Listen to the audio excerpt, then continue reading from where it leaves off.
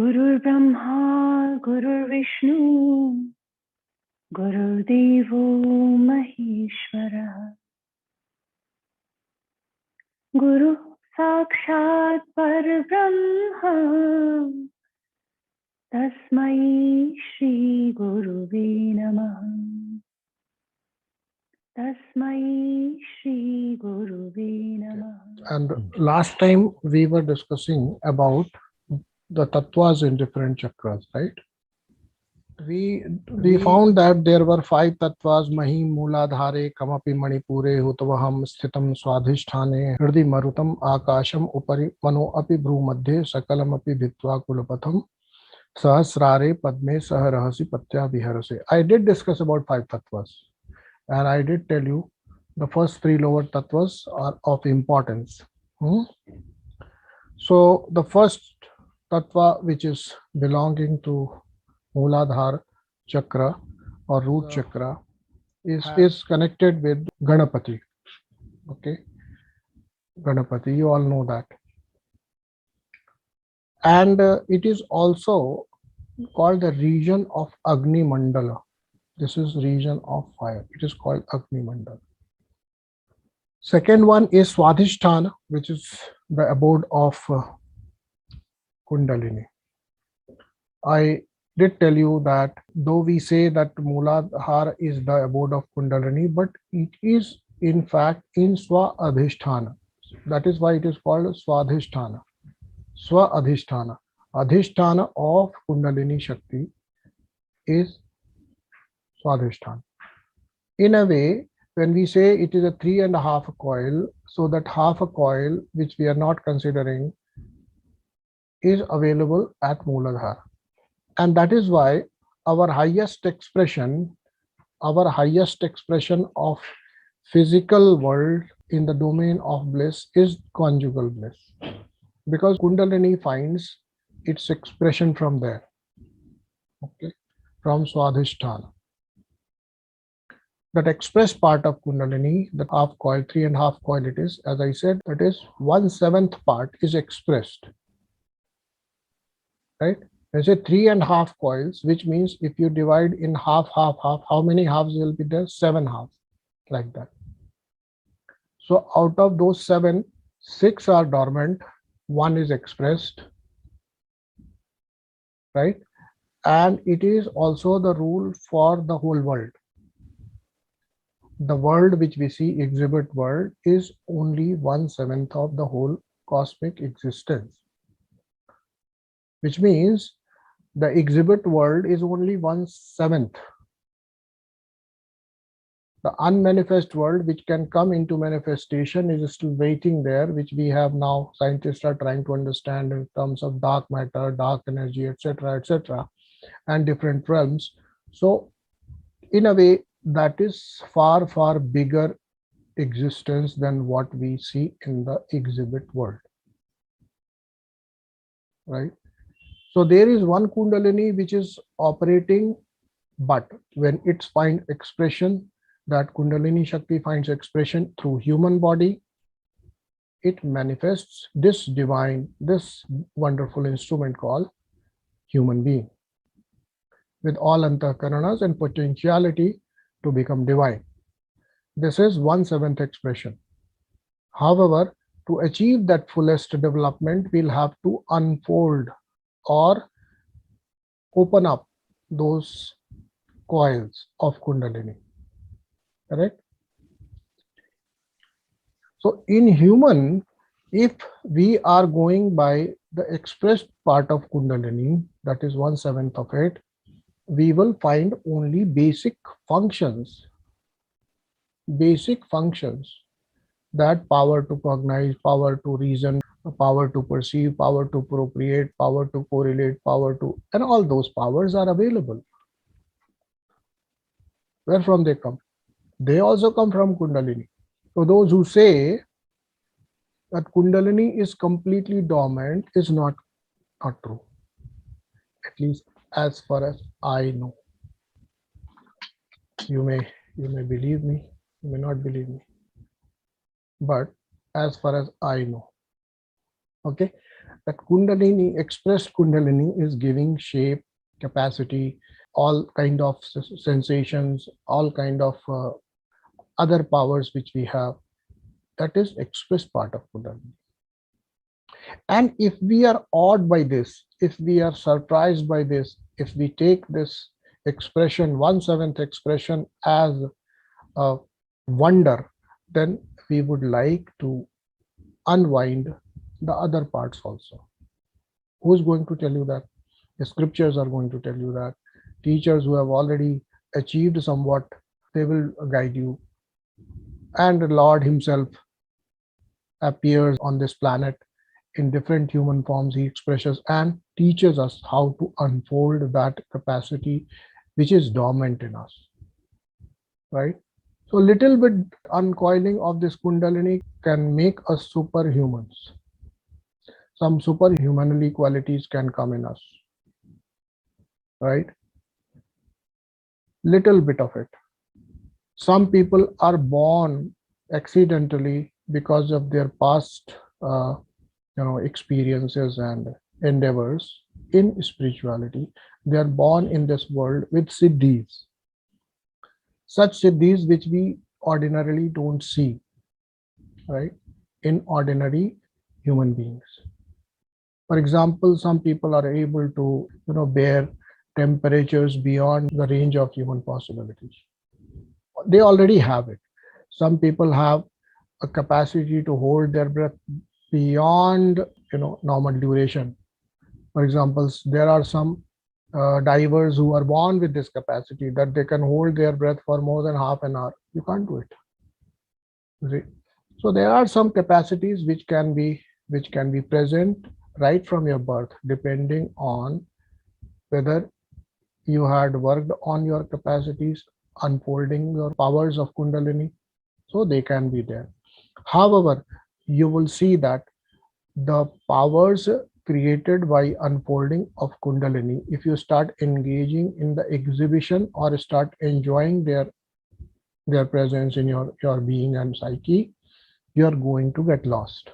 You see, in spite of this power of superhumanly nature, people who are born with such qualities, they are only engaged in petty things, right? They are not moving towards spirituality. They become a kind of a showbiz for others. They are creating a kind of sensationalizing their capacities. They are selling their capacities. They are exhibiting their capacities, and they are getting what we call lokeshna is driving them to do this. Lokeshna means recognition of people. So recognition, once a person is bound in this recognition of people cycle, it is very difficult for him to move spiritually. Okay.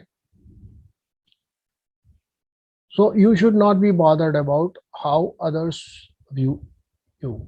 You should be bothered about how you view yourself in the light of the wisdom which you receive from scriptures, receive from gurus. That's it. You should not be bothered about how others look at you and how others praise you or maybe condemn you. No, you have to be concerned only with self. Don't look for approvals outside. And if you can do with this, I can tell you a lot of energy which is expressed part of Kundalini will be saved. And that expressed part which you conserve is used in uncoiling the dormant part. You see? So that 1/7 part which is exhibit, if you spend it in petty things, right? And there are 2-3 major desires which we have. Many at times you have been told about that. You have Vitteshna, you have Putreshna, you have Lokeshna, etc., etc. These are the Ishnas, or these are the deep desires or Ikshas in which you are engaged, and they consume the exhibit part of your Kundalini Shakti. Right? Lokeshna, you may not be aspiring to become world famous, but you are working in a negative way for Lokeshna. For example, when you say nobody should say any bad thing about me, It is also a way of location. I will conduct only the way it has been, in circulation in the society I live. I will try to match them so that I'm not seen different from them. That's a part of location only. Okay. So have courage to be different and never view your image in anybody's eyes. When I say have courage to be different, don't try to be different. You are already different. Only thing is that you need to express yourself fully. You see, being different, you should not take it up as a project that I need to be different from tomorrow. There is no need. Each one of us is unique. We need to recognize our uniqueness, our positives and our aspects which are helpful for us in spreading the joy and happiness what we are, that we need to explore. That is it, right? You should be comfortable in your body, you should be comfortable in your clothes, you should be comfortable in your lifestyle, not copying anybody. Not copying anybody. If you are comfortable in living in a rural style, rural way of living, live that way. If you're comfortable in 2 pairs of clothes or 3 pairs of clothes, only in cottons, do that. But you would say, no, I want to wear tie, necktie. Without that necktie, I'm not socially accepted. So all those things you need to first evaluate, and you see whether intrinsically somewhere your own system is approving of it or not, right? And those who know Ayurveda, they should be telling you that by the touch of many things, depending on your prakriti, vikriti can be created. Only touch of certain objects. Okay. For example, you may be touching, let's say, a synthetic material, you may be wearing synthetic fabric. Even that can affect your prakriti. So be natural, as close to nature as possible, because that is the way we were supposed to be living. And it should not be your prestige issue anymore. Be normal, be natural, be close to nature, and not only the external nature, be close to your own nature. That's the first thing.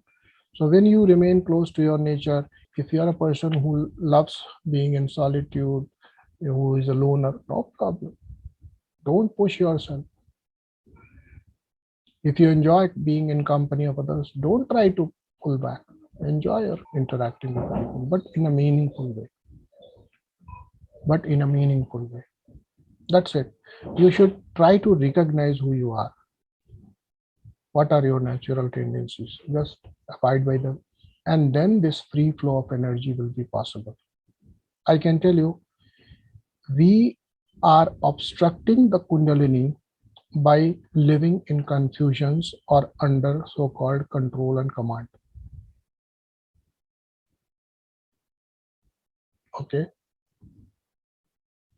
We have been told that a child has the awakened Kundalini. A child has an awakened Kundalini. And by the 7 years of age, his Kundalini goes back to sleep.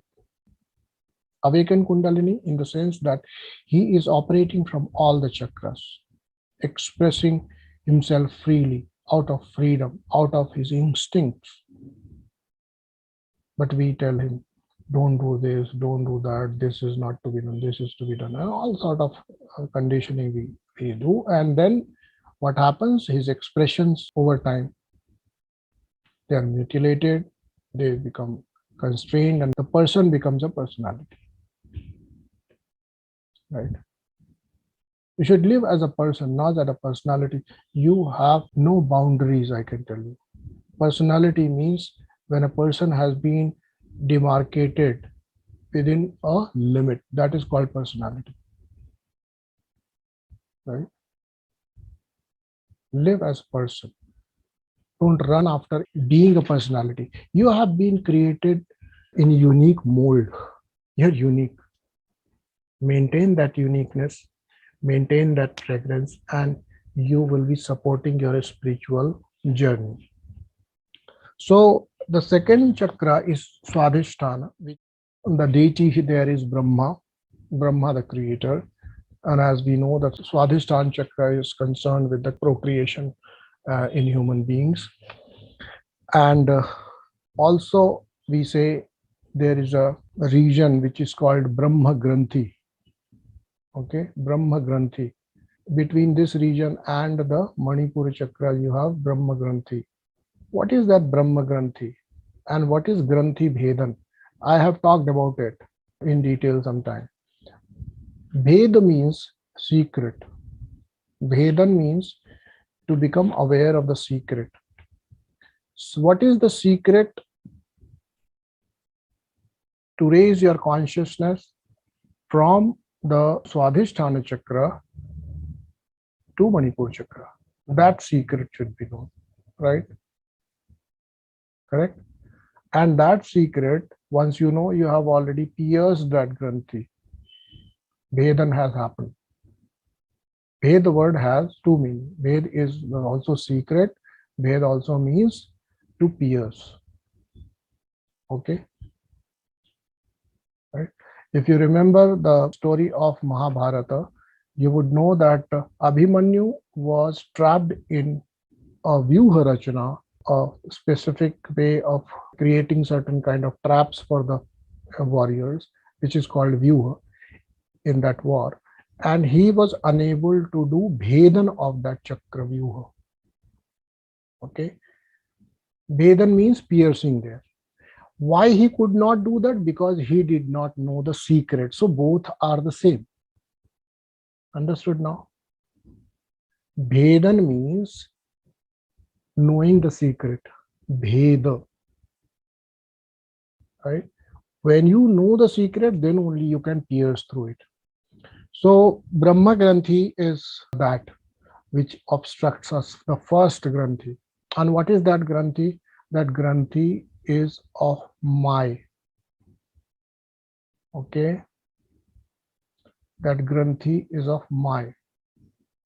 Whatever and whenever you are putting your finger on and calling it my, you are operating by this Granthi. You're tying yourself with the material world, with people. And once you release this word my from your dictionary, only understand that. As I told you last time, that you live in this transactional world, you can't use this philosophical language there.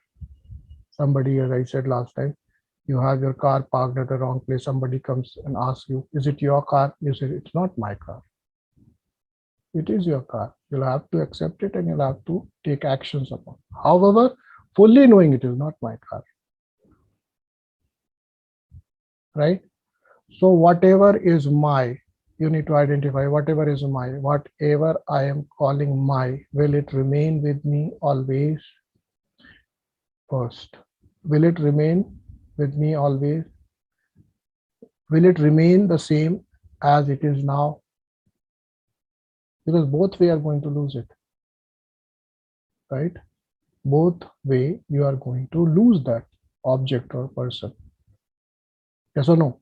So recognizing that world is transient flux, it is a flux, and therefore everything moves, and we can't put our finger on anything and say that this is my. While you utter this word my, from ma to I, ma to e, when you move, the thing has changed. They have not remained the same. So when you were pointing to an object saying my, if that was yours, the thing has already changed. It is not yours now. Understood or not? The secret. So only recognizing that the world is flux, it's dynamic, it's full of change. It's only change rather. We can't claim anything to be mine. Right? Right? So once you remove this word my from your dictionary, not literally in your understanding, you have the first freedom.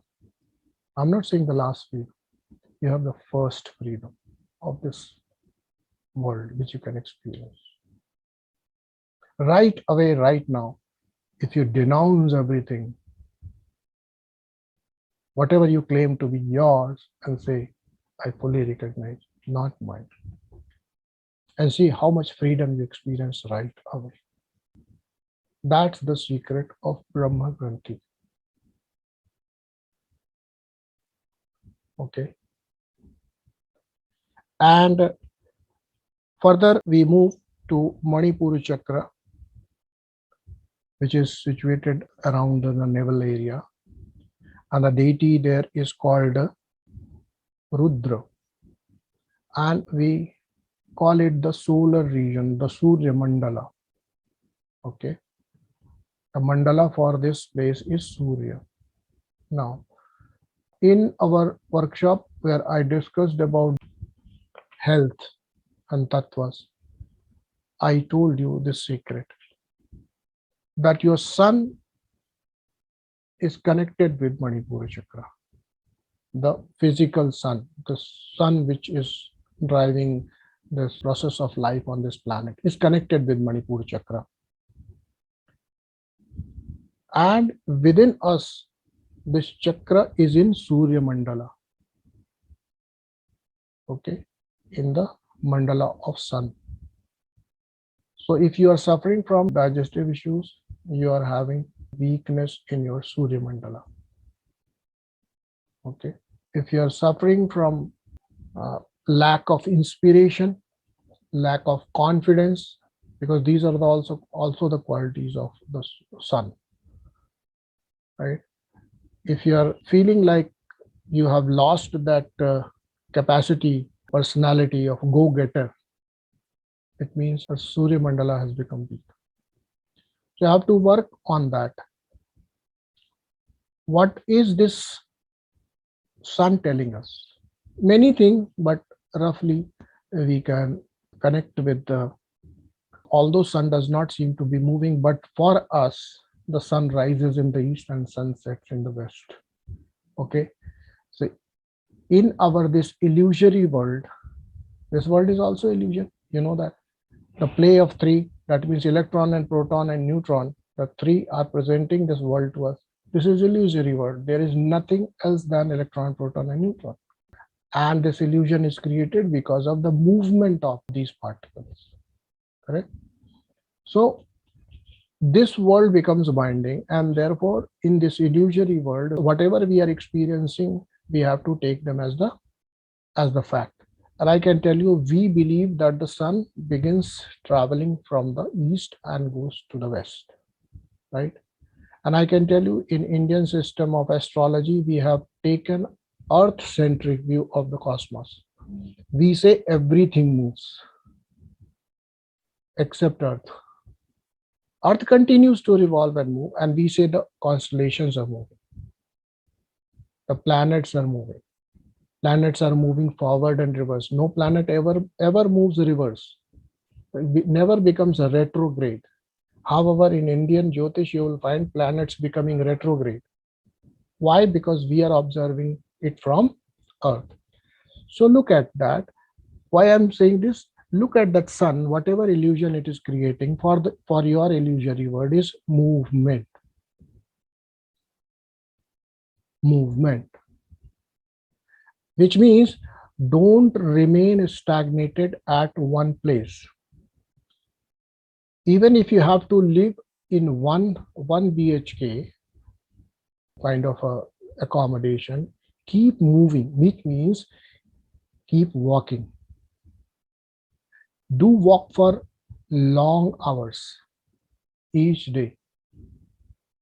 With the movement comes the strength to the Surya Mandala.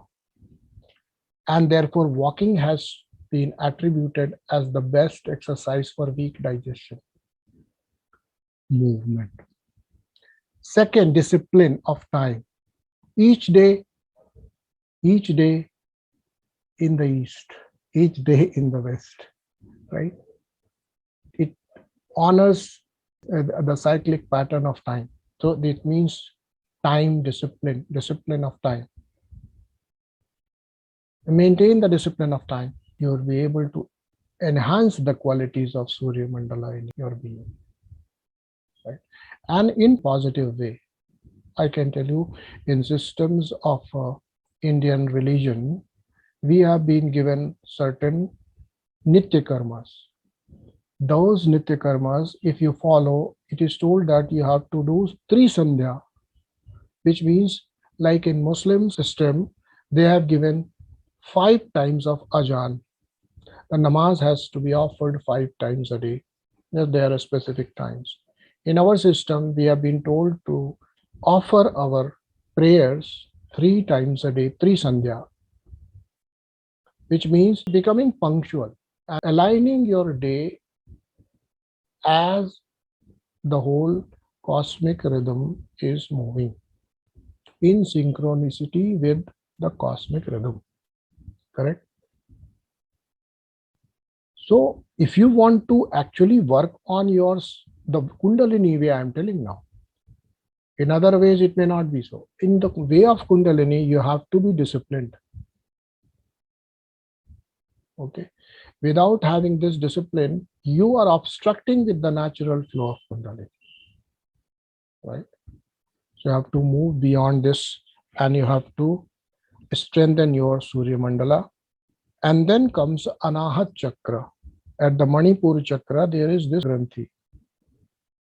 Is of I, the virtual I. Okay. Yes.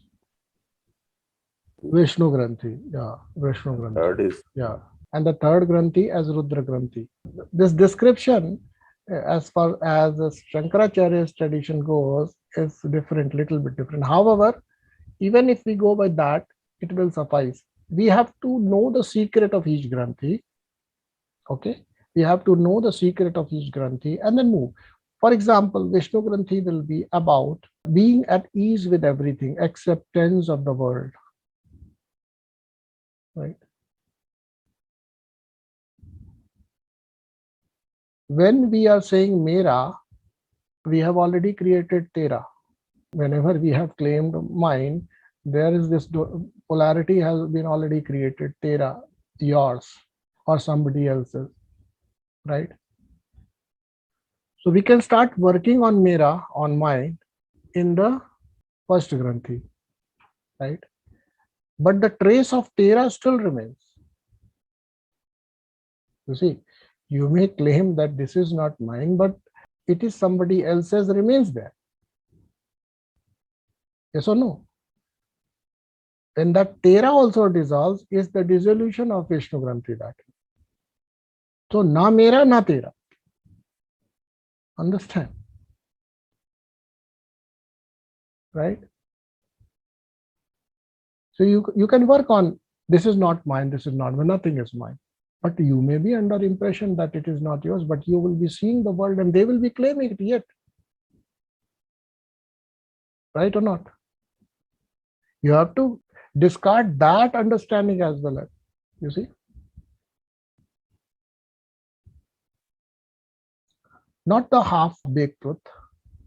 मेरा नहीं है तो see, in Indian railways or Indian buses, we always ask this, you know, we always ask this, तेरे बाप का है क्या? तो अगला पूछता है तेरे बाप का है क्या? You see, so both agree किसी के बाप का नहीं है. You see, at the end of it. So we have a good system of getting rid of both mera and tera. If you do not get rid of this, because of being in a very civil society, very moralistic society, where you say nothing is mine and very submissively you accept that nothing is mine, but others are claiming that something is theirs, you have to discard that as well. Right? When you become free from this duality of mera and tera, both, you have flowered. Your Vishnu Granthi That means what? When Mera and Tera is dissolved, you will be able to express yourself fully. Suppose you say, this is not my house, but you say, no, but it is somebody else's house. Right? When it was your house, it was a different kind of bondage. Right? And when it is somebody else's house, it is a different kind of restriction. Both are not giving you freedom. Yes or no? So when we disown both, then we can express ourselves fully. For example, when we look at Bhagavad Gita, and this lesson you should learn, Arjun had come to fight the war with the Kauravas. And he asked Krishna, like he gave a command, take my chariot in the middle of army, I want to see whom I am going to fight. So Krishna is a con man, a god who is always will create confuse, and then only he will have some way to smile, have a final laughter. So he says, okay. So he specifically parks his chariot in front of Pramukhata, Drona and Pitama. You see, a balloon got punctured immediately, because now whom he is going to fight? He is now going to fight his own guru, who has given him all the skills of archery. He has to fight with his own great grandfather, Bhishma. Correct? Right or not? Here, what happens at the end of it, when the 18 chapters of Gita are done? What is the recognition? The recognition of Arjuna is that who am I here in the battlefield? I am a warrior, and these are warriors against me. Right? Simple. This was the recognition. Nothing more than that. They still remain to be guru, they still remain to be Shala, Swasara. You have seen all the relationship, mama, maternal uncle, and every brothers, cousins, everyone is there. But they have lost that primary identity, has changed once they have chosen to come to the battlefield. Right? Now, you see why I took this example, that till the time Arjuna was not faced with someone very intimate to him, whom he called my, and had a cordial relationship, respectful, reverenceful relationship, he was ready to kill. You see, yes or no? He was ready to kill. But the moment he recognizes he is my, he had no problem if it was your guru, your grandfather. Right or not? So our responses and reactions change. They change. In the light of Mera and Tera, my and yours. Right? That old man is my father, and therefore I respect him. And that old man is not my father, therefore I call, O Buddhe, side ho ja. Look at that.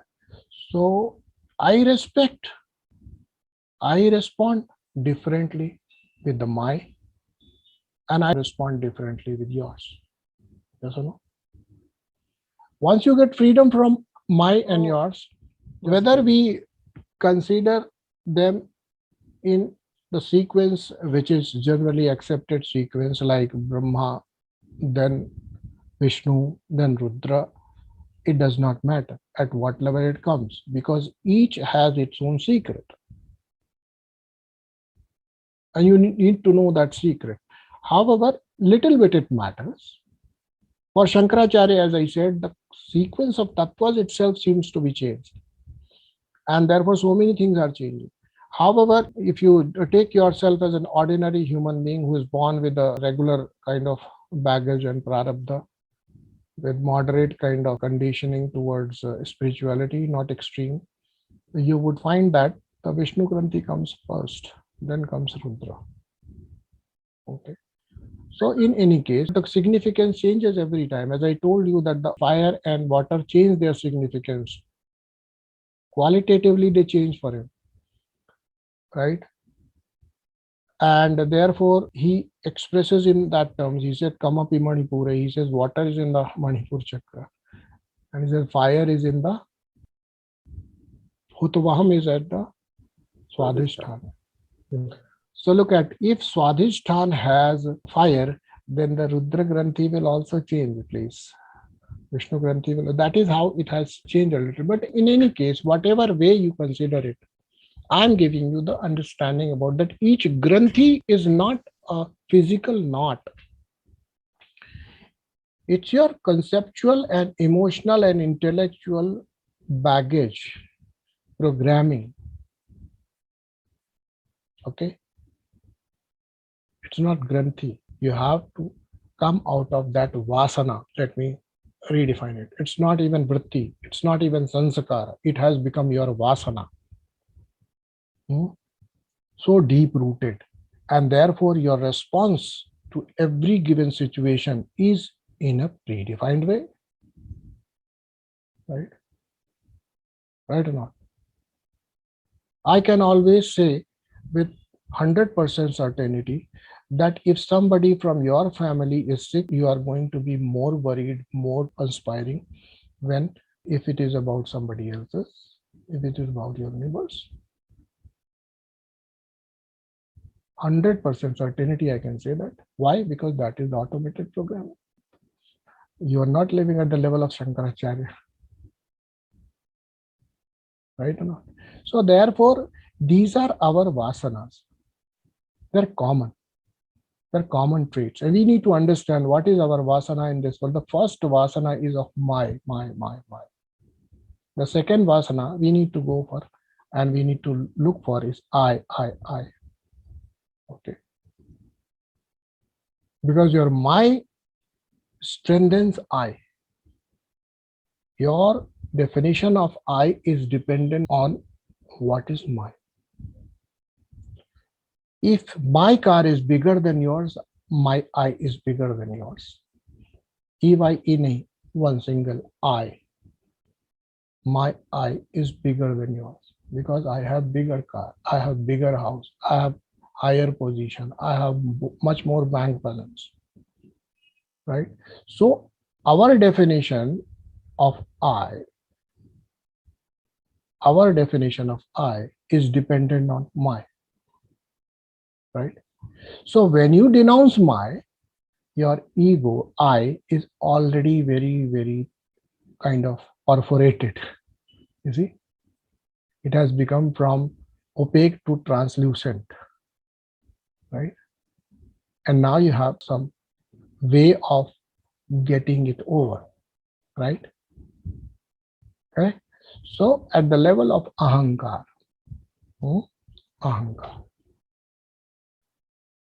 let us move further to higher chakras and see what it is. And you said that mother told you like that, ma told you like that. Let me follow that. At Anahat chakra, there is Vishnu Granthi. Okay. So secret of Vishnu Granthi is getting rid of this Mera and Tera both. In this fashion, you will be able to deal with everyone with ecumanity, the true ecumanity. You'll be able to serve others without, you see, Hindi में एक शब्द है, शायद फारसी वाले भी समझे कि एहसान, बिना एहसान किए आप सेवा कर सकते हैं किसी की. You can serve others without creating any ehsan, right? Without feeling burdened. क्योंकि मेरा और तेरा दोनों डिसॉल्व हो गया. This is the true expression of anahat. Such a person is never hurt. Anahat, unhurt. Okay. Okay. So this is the secret of Vishnu Granthi. See, as such, Vishnu has been called the savior of all the gods. Yes or no? Whenever there is any problem, people will go to Brahma, Brahma will go to, finally they will reach Vishnu, right? Why? Because this expression where he is not an entity, a person, an expression of individuality, which is not divided in Mera and Tera, can see things in clear perspective as they are. And then that person can arrive at a solution very easily. You are unable to solve many of your problems because you want to solve only using Mera resource for Mera Admi. My resource for my person. You want to want something, but you want only from the Mera person. You want it only from the person whom you call my. Right? Yes or no? We demand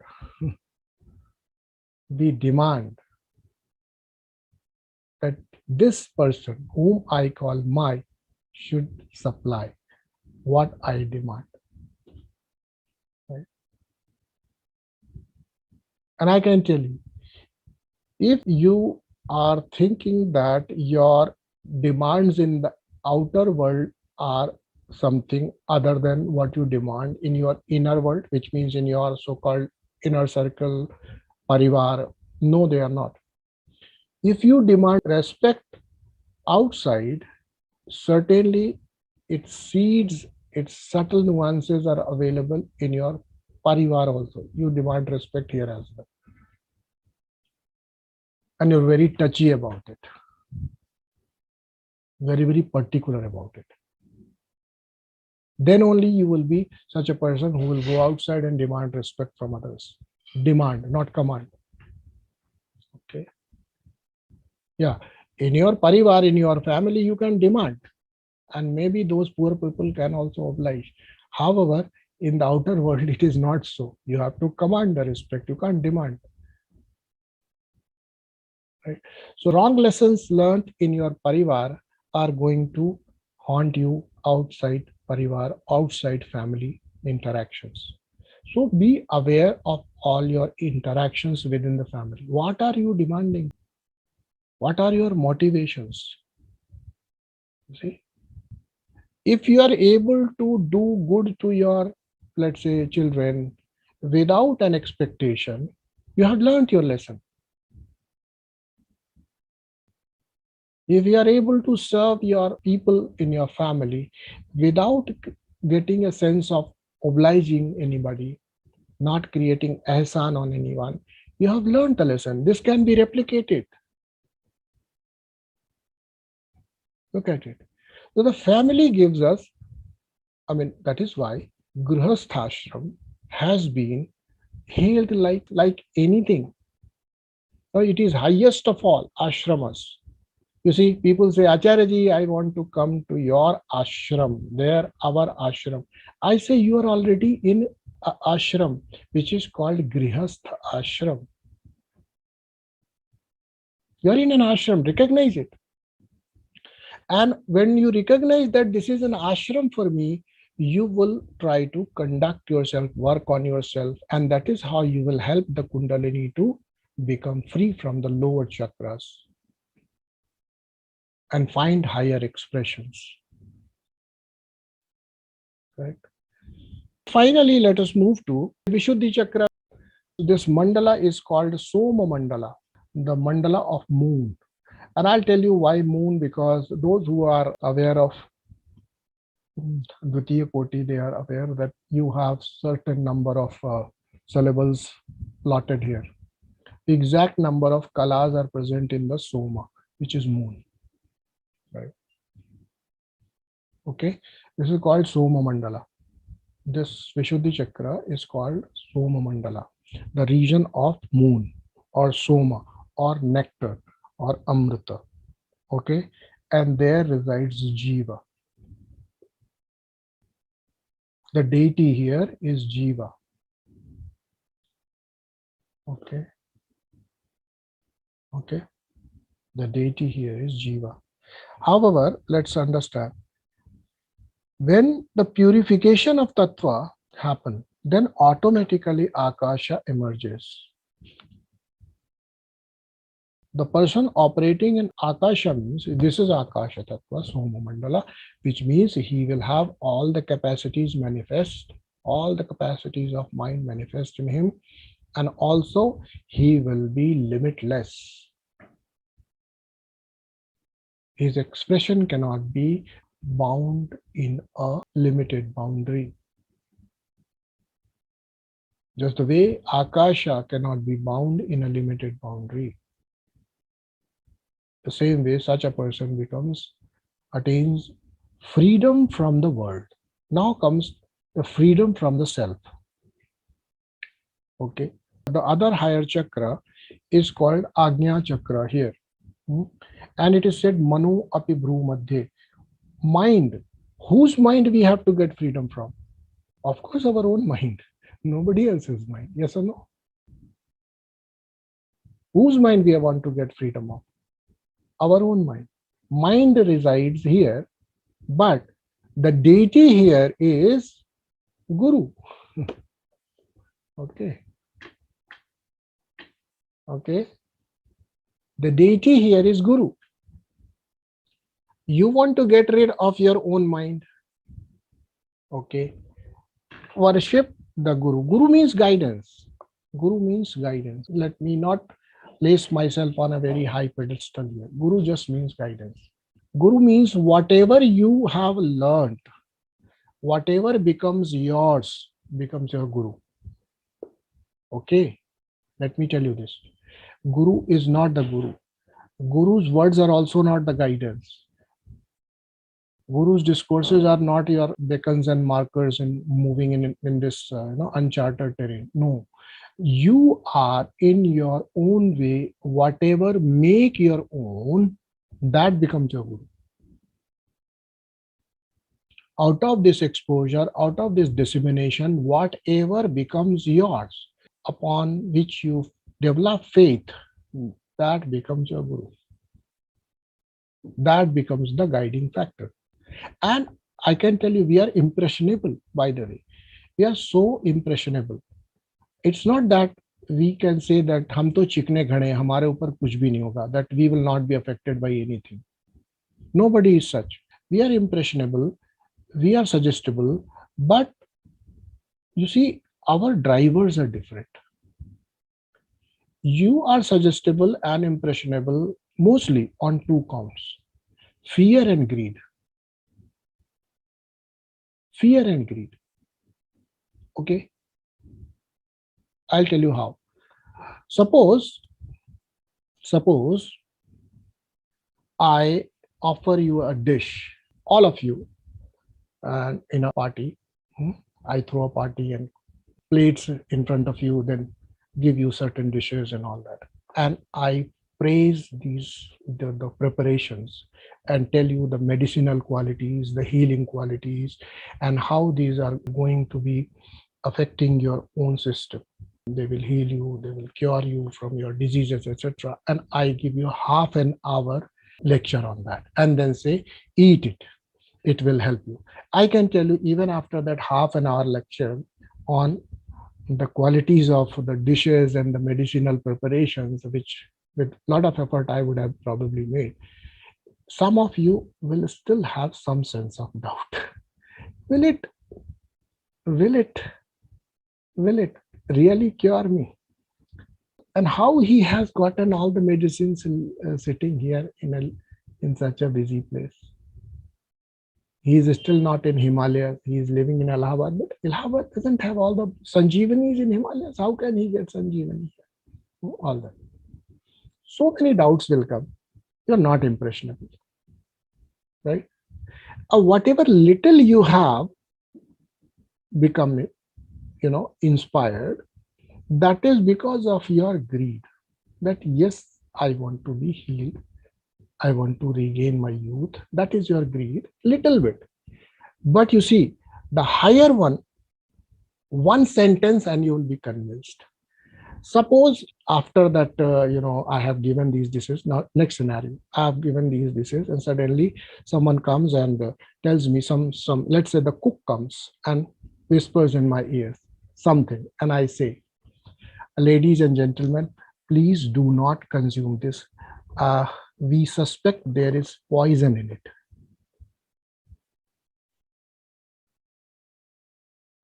What will happen? Nobody will be eating it. None of you will be ever thinking about that. Let me try. Maybe there is no poison. Not an iota of doubt there. So much impressionable we are, but only on the count of fear and greed. Look at it. So if I want to impress upon something on an ordinary mind, and generally this is so, we will have to create a fear. And that is how the whole system of religion has been created. They have created hell and heaven for you. Okay. You do bad, you will suffer. You do this, you will be sent there.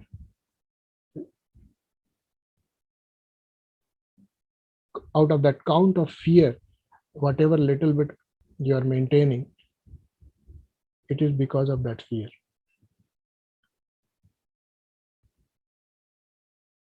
And I can tell you, this is very interesting. The religions are asking us to refrain from those things which they are going to offer in abundance in the heaven. You see? Yes or no? Jannat. Jannat. In the heaven, there are rivers and fountains of wine. You see? और यहाँ शराब हराम है इस्लाम में. You see? Look at it. So you can be motivated only in such a way, and that is how religion gets created. This is how masters teach you something. They impress upon you certain conduct, and we generally abide by it. It does not mean that a different view, a different worldview doesn't exist. It exists. You may not have to go to hell and heaven. In fact, you will suffer as per your beliefs in your afterlife. Let me tell you. You will be enjoying as per your beliefs. Tantra says whatever you can imagine is possible. You will create it. If you imagine that after doing good karmas, and if they correspond to your antaratma, as I said, rangu antaratma decides it. Your nartak atma continues to dance and antaratma watches it. Antaratma is the seat of all the convictions, right?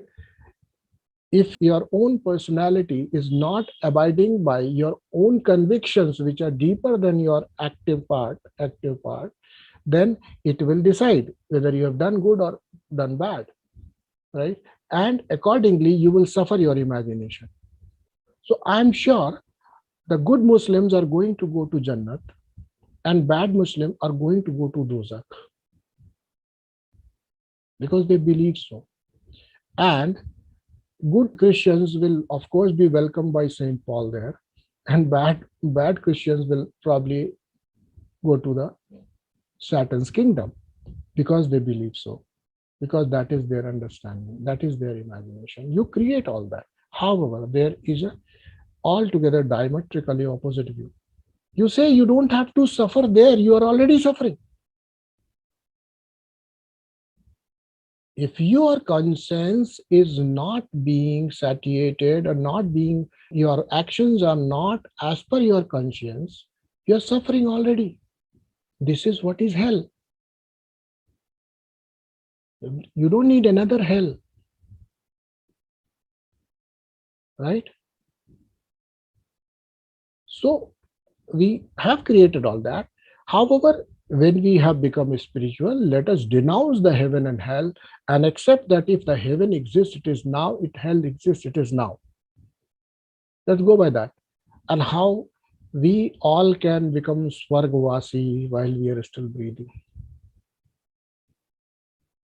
Right?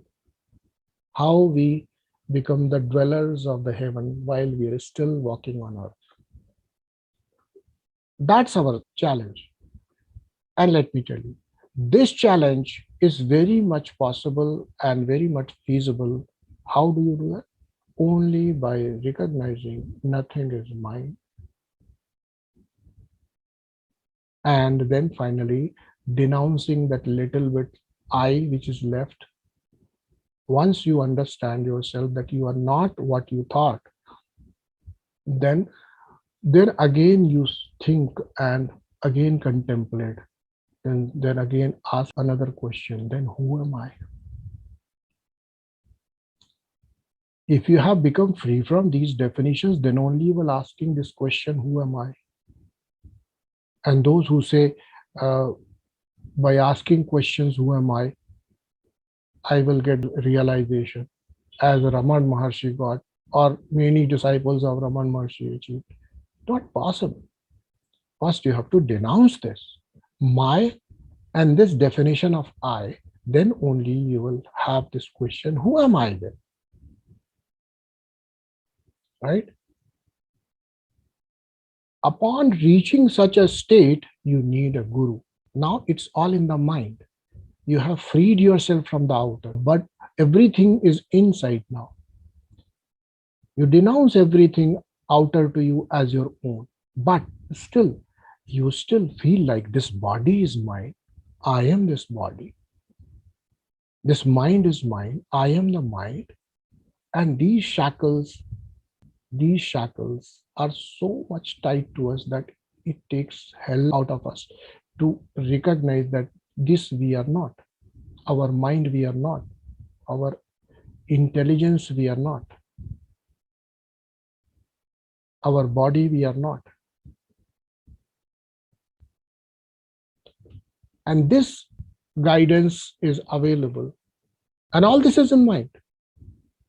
Nobody has ever taught you that you are the body, but you know you are the body. Acha, tell me, did anybody ever teach you that you are the body? Nobody had to come. It's programmed. We are the body. Right? But then somebody has to come. That guidance has to come. That guru has to come. And he has to tell you, no, investigate further. And you will find you are not the body. Understand? But for that, you have to have this journey. Moving beyond my, I, and yours, etc., etc. Move beyond that. This is called Rudra Granthi. Rudra Granthi. Getting freedom from this I, which we recognize as the true I, getting freedom from this is possible only by grace. Please understand that. At the level of Sahasrara, there are many levels. Okay. In the system of Tantra, we call it Mahashunya. In between. Okay. Once you start raising your consciousness beyond even Agnya Chakra, you encounter Mahashunya first. It's a great void. In this great void, you lose your identity, but you have not found your new identity. Understand that? Only with grace you're able to cross Mahashunya, to recognize your cosmic identity. Right? Understand that? So, once you have recognized your cosmic identity, that means Shiva and Shakti have become one, then the world changes for you. World changes for you. Right? Because your understanding changes. Your fears are dropped. Your false notions are dissolved. The whole system starts working in a different way. Okay. It happens the moment we change our self-talk, recognize our even a relative reality, our whole system starts behaving in a different way. Our whole body, our whole hormones, everything starts behaving in a different way. Okay, right? And I can give you examples after examples how it happens. However, just to limit our discussion, let me tell you that it is only your physical movement of the energies and chakras. It's all in your understanding and belief. Who you are, you think who you are. Your diseases are out of your understanding who you are. Okay. Right? Your diseases are because you think who you are. Your health is because of your thought, because of your image. You think what you are. And you are beyond the sickness and health only because of your thinking and understanding who you are. You don't struggle anymore to be healthy or to be suffering because of ill health of the body.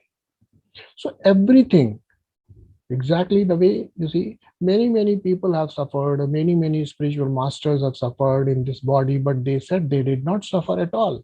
That was their experience. The physicality continued to suffer. However, they said, I don't feel that suffering is touching me. It's only in the cognition. Guru will help you in recognizing yourself. He will guide you in reaching your true identity, which is your pure I. Now, this pure I can be dropped. This pure I only can be surrendered at the lotus feet of Mother Divine. Impure I cannot be. Spurious I cannot be. You cannot surrender yourself as any Tom, Dick, and Harry at the lotus feet of Mother Divine. To recognize oneness with her as Shiva. Recognize it now. As Shiva. I'm not saying you may have this experience of me, I, in totality. This I experience is self-realization. This pure. In this pure moment, the true surrender can be done. True worship is possible from this point onwards. Below this point, it is only bargain, barter. I do this, you give me that. I offer you my prayers, you give me Balubudhi Vidya Dehu Mohi, Harahu Kalesha Vikar. Okay? Putrarthi Labhet Putram. Dhanarthi Labhet Dhanam. All that. And that's not the wrong understanding. I'll not say that's the lowest understanding if you are asking the Mother Divine for that. Rather, it is a better understanding than the ordinary. Why? At least this recognition is there कि देने वाली वही है. She is the only giver.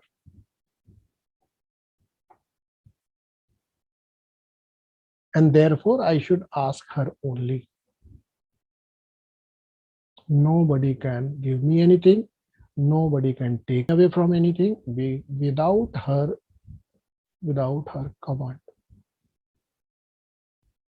So even while you're operating in this world and seeking her help, talking to her, having conversations with her, this is not a problem, but fully recognize you are not doing anything in this world and nobody is doing anything for you in this world. Only she is. This recognition will take away all your ego. मैं नहीं रहूंगा तो क्या होगा? कुछ नहीं होगा.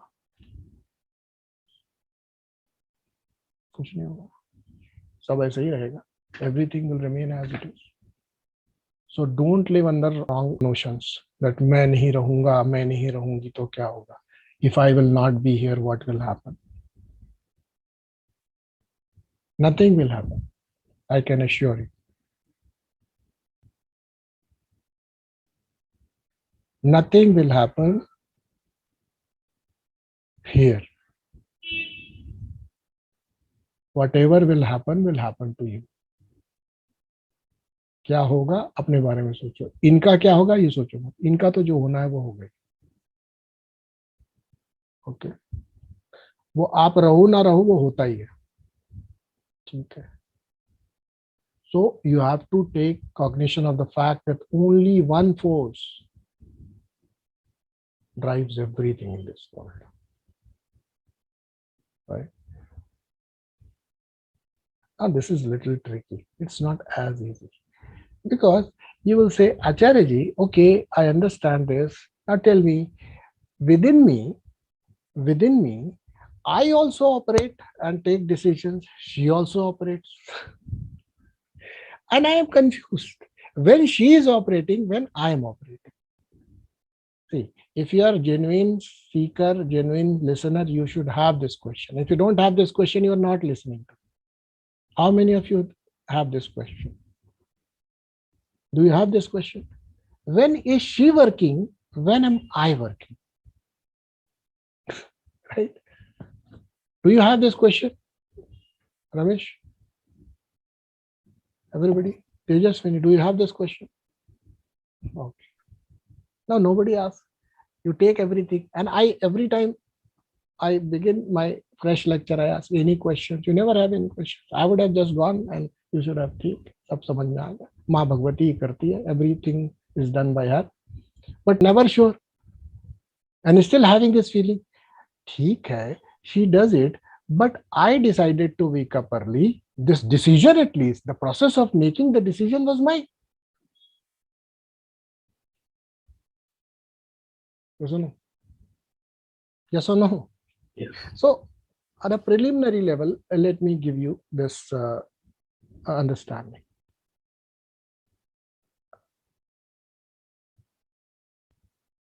Yeah, no problem. Manu says, I am feeling, I am working, she is not working.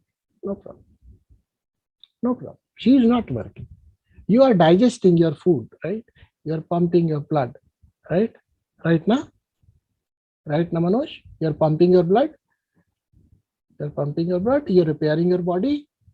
You are digesting food. You are maintaining the hormones. You are doing everything. Take it. Live in this illusion that you do everything. She is not present. Let me tell you, you have to be only aware. What are you doing? You should recognize everybody, and I have said it many times. Apart from moving these four limbs, little bit movement of this neck and eyes and jaw, and wagging your tongue, you do nothing. Everything is done by her, by the way. And you're saying, and whatever you are able to do, it's on the framework of what she is already doing. So you can't say that I'm only doing, she's not doing. Only recognition is needed. She is not going to come up and stand in front of kaise aaj tumne mujhe, how did you dare say to Acharya ji that I'm not doing anything for her? She is not going to appear in your dream. I'll have to tell you that, and you have to cognize it simply. Okay, anyways. Now coming back to our moot question. When is she operating? Where am I operating?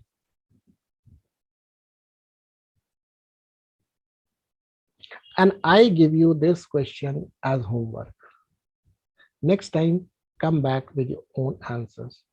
I don't want to give you ready-made puddings anymore. Work on yourself. Find out. Come back with some genuine answers. Give it a thought.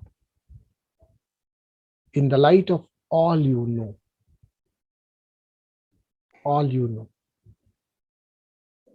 come back and say, yeah, I think there I work. And I think there I'm unable to see her hand at work. Yes, Ramesh, you wanted to say something? My question is slightly different. I feel yes, she's operating, but then there is almost like a subset. It's not, is she operating or I operating? It is like a thing, that realization that she is operating, but then there is, कैसे बोलते हैं वो, एक level नीचे से कुछ हम भी कर रहे हैं, कुछ वैसा एक लगता है. Okay. Okay. You asked this question or she asked?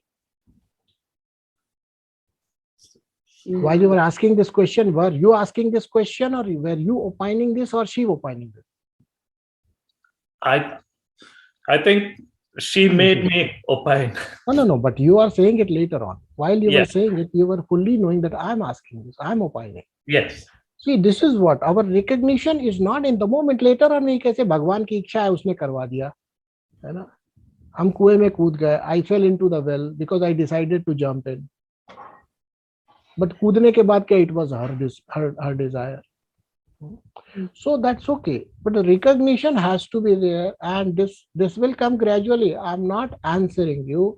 Neither your observation is closer to the truth. It's only hypothetical. Let me tell you. Hypothetical. Your ego still operates the same way. You live in this hypothesis that yes, she works. And within that framework, I work. Okay? And therefore you say, as a subset of it, I am operating. This is intellectual understanding. Nothing wrong with it, I'm saying. But experientially, while you are operating, you are forgetting. Yes, that's true. Right? While you are deciding, while you are speaking, you're not aware she is operating through you. It's not simultaneous. Yukpat nahi hai. Yukpat means parallel. Parallel recognition nahi hai. Right, Dr. Nitin? They're not parallelly aware of it. In time division multiplexing, we are aware. Now I am aware that I am speaking. Next moment when I am done with, I'll say, she made me say this. Yes or no? Yes. Correct or not? Our experience never allows us that way to become aware of her presence when we start operating in the Kriya Shakti, okay, not even in Jnana Shakti. I'm just giving hints, okay. Just hints. In Kriya Shakti, you can't recognize. In Jnana Shakti, you can't recognize. How play in the moment. Now go back and work on it and come back with your genuine answers. I ask questions which are not available on the net. So you'll not find it in Google. Don't try to Google it. Okay. I will give you genuine questions. For that, you'll have to apply genuine thinking. So go back and think genuinely over this problem. When is she operating? When am I operating? And I have the acceptance of her hand only posthumously. You see, post-mortem way, like something has happened, then I accept it is her desire. Right? Is it not, Dr. Nitin? Is it not, Padmini? That we take that, yeah, okay, it is her, it was her desire. So there are levels of understanding. At least preliminary level of understanding you should come back with. So we will discuss the next shloka next time.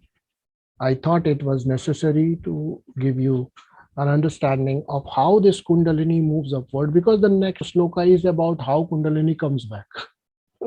You see, the Kundalini will come back and you will not even understand how it goes up. Right? So therefore, I have done this shloka for you so that you recognize how you liberate your energies, how you become available for that cosmic energy as a conduit. And as a conduit, you allow that fountain to move in your own being. One last word, that all your concepts of good and bad, all your concepts of knowledge and ignorance, all your concept of my and yours are the obstructions in this flow. Become free from your notions of right and wrong, this and that, here and there, profit and loss, and whatnot. And then in that moment itself, you will be liberated from this world and you will be seated in your true I, real I. That is why Tantra declares it Jnanam Bandha. Okay.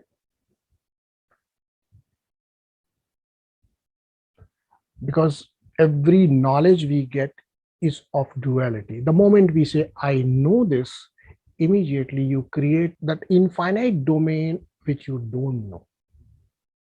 You become a split. The duality gets created the moment you say, I know this. So you know this, but you don't know apart from this. You know this, but you don't know that. So with Jnanam comes Ajnanam, both. Become free from both. And then you are a candidate to move further. All right. So go back and ask yourself this question: when am I operating? And when is she operating? We will just Shiva.